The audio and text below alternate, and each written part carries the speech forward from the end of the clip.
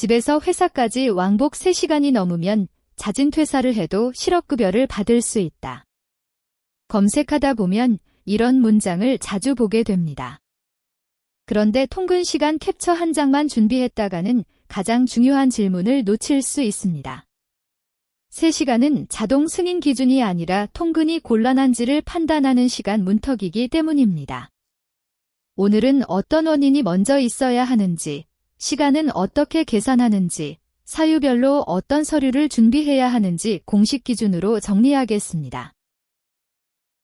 통근 곤란을 이유로 한 자진 퇴사가 정당한 이직 사유로 인정되려면 5가지가 연결돼야 합니다. 법이 정한 불가피한 원인, 통상의 교통수단으로 왕복 3시간 이상, 그 통근 곤란 때문에 퇴사했다는 인과관계, 객관적인 증빙, 그리고 피보험 단위 기간과 재취업 노력 같은 일반 구직급여 요건입니다. 왕복 3시간은 5칸 중 1칸일 뿐 다른 4칸을 자동으로 채워주지 않습니다. 구직급여는 일할 의사와 능력이 있는데도 본인 의사와 무관하게 일자리를 잃은 사람의 재취업 기간을 지원하는 제도입니다. 그래서 단순 변심이나 개인 계획에 따른 자진 퇴사는 원칙적으로 수급 자격이 제한됩니다. 하지만 회사가 멀리 이전하거나 다른 지역으로 전근을 명령하고 가족과 동거하기 위해 불가피하게 거소를 옮긴 상황까지 같은 개인 선택으로 볼 수는 없습니다. 법은 객관적으로 부득이한 정당한 이직 사유를 예외로 심사합니다. 통근 곤란을 만든 원인은 크게 4가지입니다. 회사의 실제 사업장이 다른 지역으로 이전한 경우, 지역을 달리하는 사업장으로 전근한 경우, 배우자나 부양해야 할 친족과 동거하기 위해 거소를 이전한 경우, 그리고 그 밖에 피할 수 없는 사유입니다. 마지막 항목은 무엇이든 된다는 빈칸이 아닙니다. 다른 근로자도 같은 상황이라면 이직을 고려할 만한 객관적인 불가피성이 필요합니다. 개인적인 주거 선호로 먼 곳에 이사했다면 시간은 길어도 원인 논리가 약할 수 있습니다. 왕복 3시간은 통근 시 이용할 수 있는 통상의 교통수단을 기준으로 계산합니다.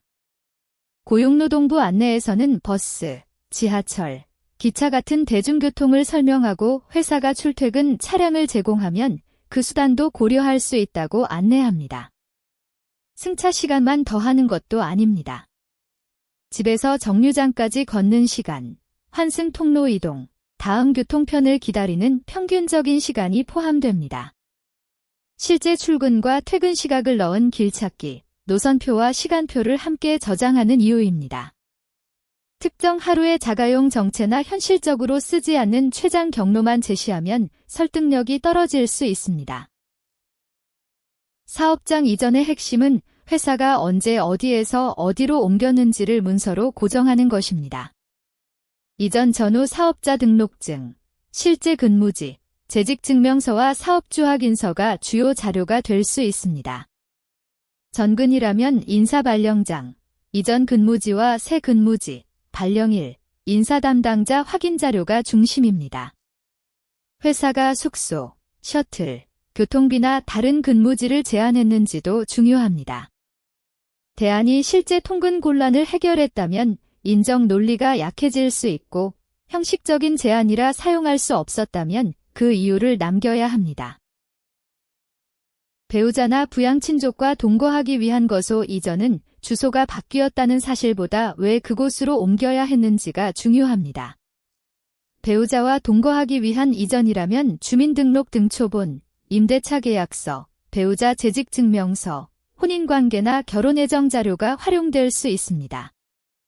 친족 부양이라면 가족관계와 주소뿐 아니라 건강상태와 소득활동 여부 등 실제 부양 필요성도 설명해야 합니다. 전입, 결혼, 퇴사 시점이 떨어져 있다면 왜 그런 순서가 됐고 그동안 어떤 방식으로 근무를 이어가려 했는지 보완 자료가 중요해집니다.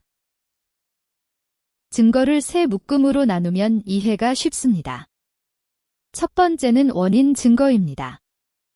회사 이전 서류, 전근 발령장, 배우자 재직증명서처럼 왜 통근이 어려워졌는지를 보여줍니다. 두 번째는 시간 증거입니다. 출퇴근 시간대 길찾기, 노선표, 시간표, 도보와 환승시간입니다. 세 번째는 인과관계 증거입니다. 사직서의 구체적인 사유, 회사와 대안을 협의한 기록, 사업주 확인서, 사유 발생일과 퇴사일의 순서가 여기에 포함됩니다. 길찾기 캡처는 시간 증거만 채우므로 나머지 두 묶음을 대신하지 못합니다. 세 가지 사례를 비교해 보겠습니다. 회사가 다른 지역으로 이전했고 새 사업장까지 대중교통 왕복 3시간 반이 걸리며 이전 서류와 퇴사 사유가 일치한다면 인정 논리가 비교적 강합니다. 결혼 후 배우자와 동거하려 주소를 옮겼지만 전입과 퇴사 사이가 길고 이전 필요성이 불분명하다면 추가 자료가 필요합니다.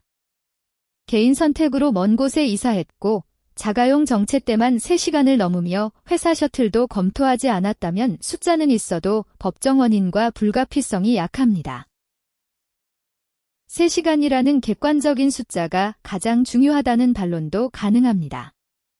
하지만 법령 구조는 먼저 사업장 이전, 전근, 가족 동거 목적의 이전 같은 원인을 제시하고 그 사유로 통근이 곤란해진 경우를 규정합니다.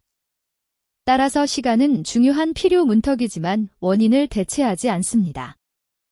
회사가 제공한 대안으로 실제 왕복 시간이 3시간 아래로 내려가거나 퇴사의 주된 이유가 통근이 아닌 다른 개인 사정이었다는 자료가 확인되면 판단 논리도 달라질 수 있습니다.